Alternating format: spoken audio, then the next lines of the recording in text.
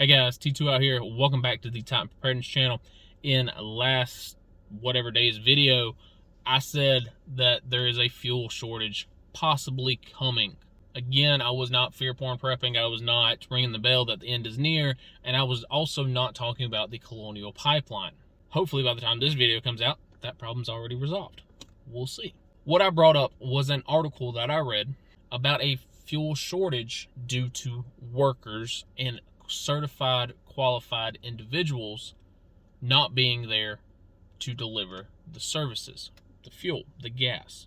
The article that I read stated that during the pandemic, a lot of the tanker drivers got laid off, got fired, got released, whatever, due to the fact that their services were no longer needed at the time because a lot of people were on lockdown, therefore resulting in less fuel being needed and being delivered. Here it is a year later, and summertime's coming up. We all know that peak demand for gasoline hits in the summertime. Again, you got kids out of school, you got people taking vacations, and now we don't have the qualified individuals to deliver that fuel. The training schools also got shut down. So now not only are you missing the qualified, certified truck drivers that have been on the road for 15, 20 years, but you're also missing that next generation. Their schools got shut down, and therefore they can't be on the road.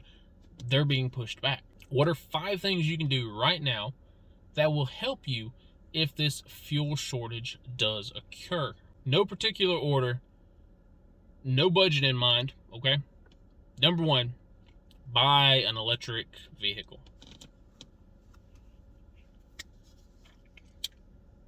Yep, we're starting here. We are starting here, ladies and gentlemen. And let me explain. Listen, I'm a truck guy. I love having a truck. I love having a big, bulky vehicle. Up into December of last year, I drove an Expedition. I drove it because I needed it because we got like 12 kids. My wife still drives an Expedition and sitting right beside me. However, I've been driving this little Chevy Volt for the last 5 months now.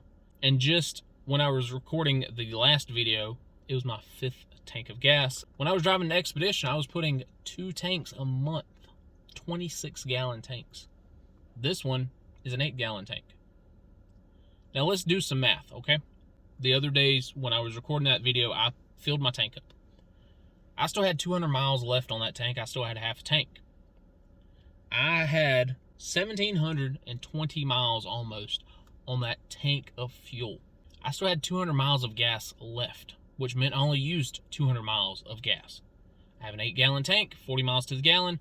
I used half of it. So out of these 1,720 miles that I drove, 1,500 of them did not require an ounce of fuel. If there is a gas crisis, you're going to want a vehicle that does not require fuel or requires a lot less of it. My Expedition, I was putting 52 gallons a month at minimum just to drive back and forth to work. This vehicle, I put 8 gallons a month, and it lasts me over 1,500 miles.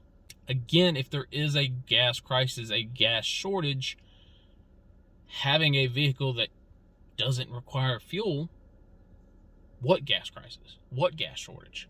So the first thing you can do is look into an electric vehicle or a plug-in hybrid vehicle. Again, not for everyone. Gas is $2.69 per gallon. That gets me 40 miles. I can plug this vehicle up for $1.69. So I'm saving $1, but I'm also getting 53 miles. So I'm getting $1 less, and I'm going 13 more miles per charge. Over time, that adds up. So the second thing you can do goes along with the first one. Get you a smaller vehicle. Chances are many of you guys could end up in something like a little Honda Civic, a Honda Accord, a Toyota Camry, a Corolla, a Prius, something along that lines, and still do your daily activities while saving gas. Back in 2008, we had the same problem. Gas prices started to rise, even again in 2012.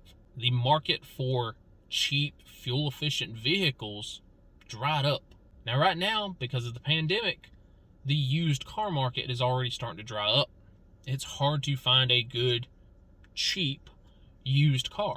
Let a gas crisis hit, let a fuel shortage hit, your Hondas, your Camrys, your Corollas, your Priuses, your Volts aren't going to be around.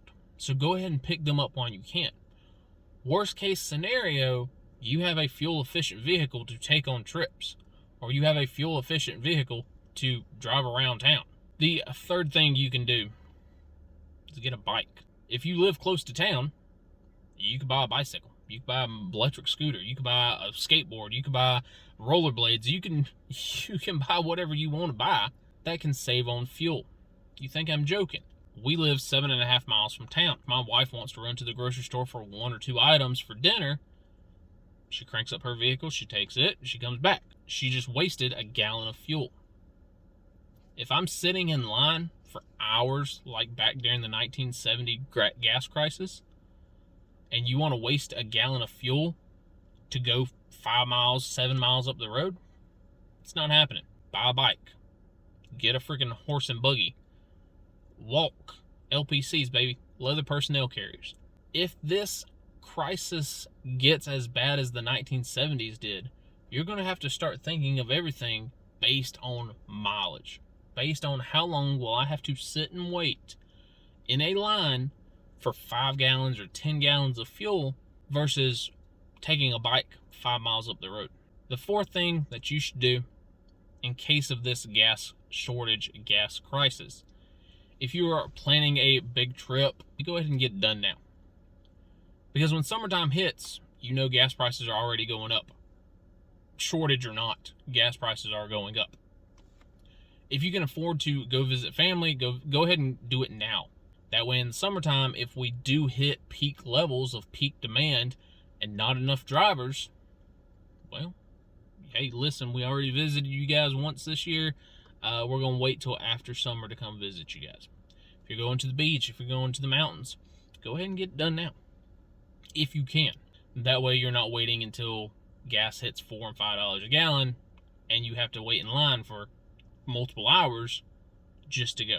So go ahead and get it done now. Again, hopefully we don't get to that 1970s era, but you never know.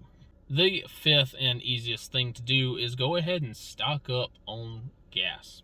Buy you a couple 5-gallon gas jugs. Go fill them up. Keep your cars topped off.